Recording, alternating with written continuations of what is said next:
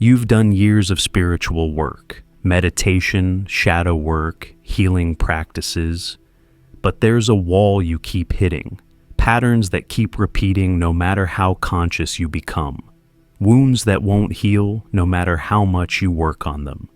And you can't even see what's blocking you. Carl Jung made a discovery that explains everything. Your awakening is being prevented by something that happened before you could even speak. Childhood traumas so early, so foundational, that they've become invisible. They're not memories you can recall. They're the very structure of how you experience reality.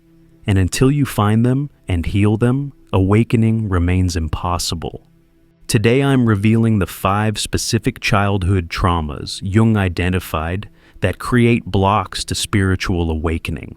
Not the obvious ones, the subtle, invisible ones that shape your entire psyche without you knowing. And once you recognize which one is yours, everything changes.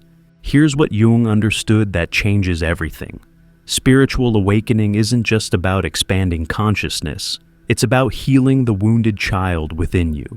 That child holds the keys to your awakening. But it's also holding trauma that creates psychological structures designed to prevent the very growth you're seeking. Jung discovered that everyone develops what he called complexes, autonomous patterns in the psyche formed by childhood trauma. These complexes operate beneath your awareness, controlling your reactions, limiting your growth, and blocking your awakening. You can't awaken while these complexes run your psyche unconsciously. Most spiritual seekers focus on transcendence, rising above, letting go, moving beyond. But Jung insisted, you can't transcend what you haven't integrated. You have to go back, find the wounded child, heal the trauma, and only then can genuine awakening occur. The first childhood trauma that blocks awakening is one most people don't even realize they have. Emotional neglect in childhood creates what he called the abandoned child complex. Not physical abandonment, emotional unavailability. Parents who were present but absent. And this creates a wound that prevents awakening by making vulnerability impossible. When a child's emotional needs aren't met, they learn, my emotions don't matter. Expressing need is pointless. I must handle everything alone. This creates emotional self-sufficiency. Never need anyone. Never ask for help. Never show vulnerability.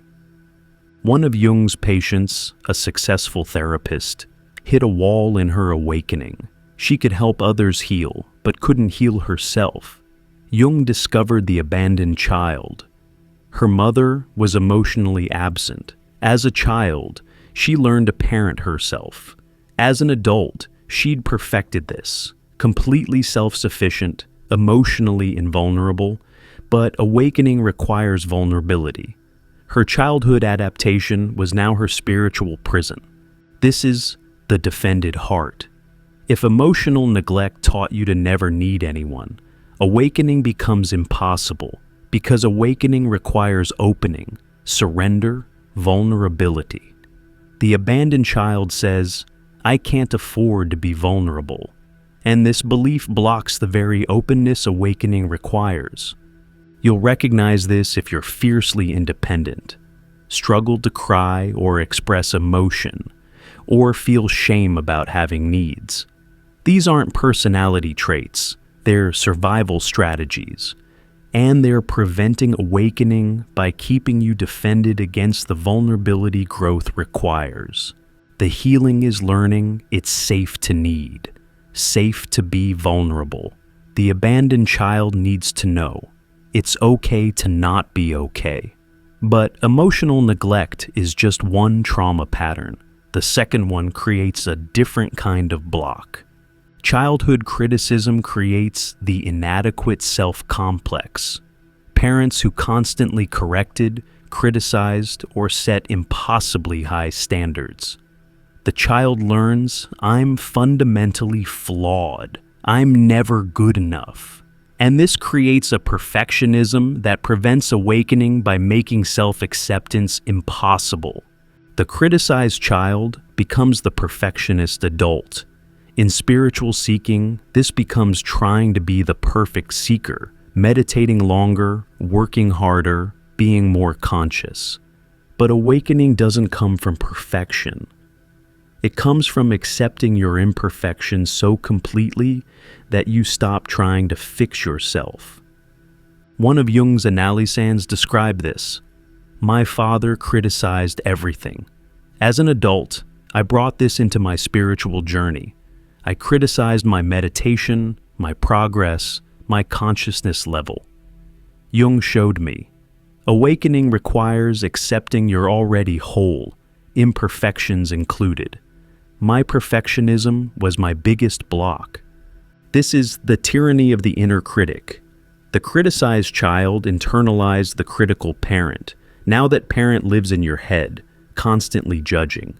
This voice prevents awakening by making self-acceptance, the foundation of awakening, impossible. You'll recognize this if you're never satisfied with your spiritual progress, constantly comparing yourself, or believing you need to fix yourself before you're worthy of awakening. These aren't motivations. They're wounds. The healing is recognizing you were always whole. You don't need to be better to awaken. You need to accept that you're enough exactly as you are. That acceptance is awakening. But perfectionism isn't the only block. The third trauma creates something even more insidious. Childhood control creates the rebellious or compliant self-complex.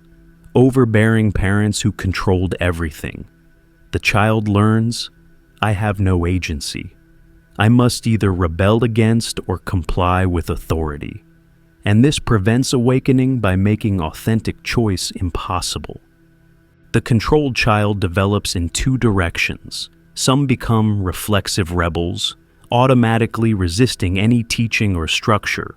Others become reflexive compliers, automatically following any teacher or system. Both are still controlled by the childhood wound. One of Jung's patients changed teachers constantly. I'd find a teacher, get excited, then suddenly see them as controlling and leave. Jung helped me see I wasn't leaving bad teachers. I was reacting to my controlling mother.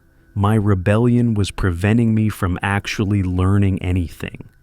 This is the authority complex. The rebel is controlled by needing to resist. The compliant is controlled by needing to submit. Both are still in relationship with the controlling parent, not reality. You'll recognize this if you can't stick with the practice, distrust all teachers, or, conversely, if you give your power to gurus and can't trust your own knowing. The healing is developing genuine autonomy, choosing based on what's true for you, not what you're reacting against or submitting to. You can't awaken while you're still psychologically controlled by parents who aren't even in the room. But control issues are just one layer. The fourth trauma creates a block that's even harder to see. If you're recognizing yourself in these patterns, the abandoned child's defended heart, the criticized child's perfectionism, the controlled child's rebellion or compliance, Jung would say, these aren't your fault, they're survival strategies, but now they're blocking your growth. Before we continue, check out our new guide, True Self-Discovery, with 24 practical reflection exercises designed to help you find your way within. Click below to get True Self-Discovery. Now, these final two traumas reveal the deepest blocks. Jung's fourth observation, being unseen in childhood, creates the false self-complex. Parents who loved an idealized version of you, not the real you. The child learns, my authentic self isn't acceptable. I must perform to be loved. And this prevents awakening by making authenticity terrifying. The invisible child learns to be what others need them to be. The good child, the smart child, the spiritual child, but the real child remained hidden. In adulthood, this pattern continues. You show people who you think they want to see, not who you actually are. One of Jung's patients described this block. I'd spent my life being who everyone needed me to be. Jung asked, "But who are you?" I couldn't answer. I'd never been myself, only performed versions. My awakening was blocked because I didn't know what authentic self I was awakening to. This is the persona prison. The invisible child created such a convincing false self that they fooled even themselves. You can't awaken to your true nature if you don't know what your true nature is. You'll recognize this if you're a chameleon who adapts to everyone, feel like a fraud even when successful, or don't know what you actually want or feel. The healing is slowly revealing your authentic self, starting small, showing one real feeling. Each act of authenticity heals the invisible child by proving you can be seen as you are and survive. But the false self is just one way childhood shapes your awakening. The final trauma creates the deepest block of all. Being forced to be responsible too young creates the premature adult complex.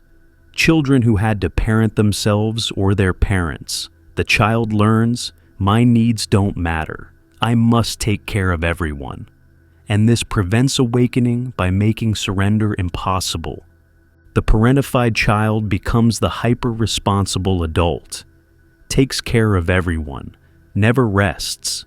In spiritual seeking, this becomes trying to manage your awakening, controlling it, directing it. But awakening isn't something you do, it's something you allow, and the responsible child can't allow. One of Jung's patients, a doctor who'd been caring for sick parents since age 7, couldn't surrender in meditation. I couldn't let go. Jung helped me see. I'd never been allowed to be a child. I was trying to be responsible for my own awakening, but awakening requires giving up control and trusting. This is the burden of premature adulthood. The responsible child carries everyone's weight. They've forgotten how to play, rest, or trust. And awakening requires all of those. You'll recognize this if you can't relax without guilt, feel responsible for everyone's emotions, or approach spirituality as another task to master. The healing is learning it's safe to be held instead of always holding. Awakening requires this return to innocence, wonder, and trust.